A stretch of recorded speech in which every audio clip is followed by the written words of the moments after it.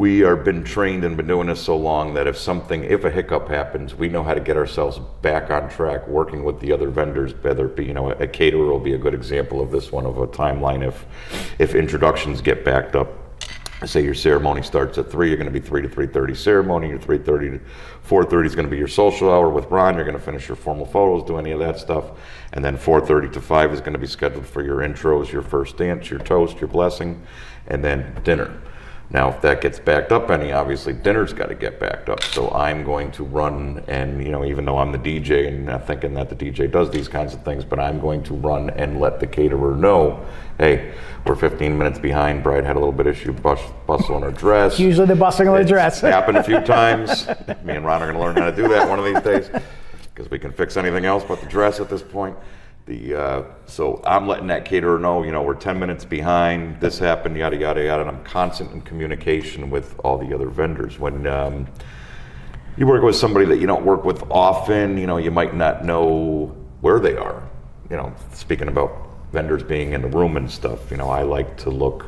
Ron gets a copy of my timeline. Anybody that works with me gets a copy of my timeline. So he knows, okay, 5 o'clock scheduled introductions or 4 o'clock or whatever I just mentioned a minute ago.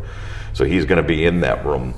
Worst thing you can do is, I have to make sure there's specific vendors in the room. Obviously, the caterer is going to bring out his food when that timing is right, but I need to make sure that you're there before I start introductions first. And that's extremely important, and I'm sure you could probably tell some stories from the days of if you went to go do a parent dance, or the DJ went to go do the parent dance and did not notify the photographer.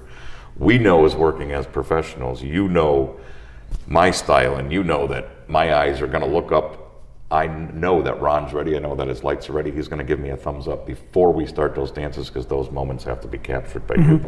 If I was to start that and you were not ready, then you would not have those moments captured. And to create a perfect wedding day for the clients, you need a team. It's not just one person, and one vendor can't be out for just themselves. They all have to work together seamlessly to create that day, and it all flows together like that.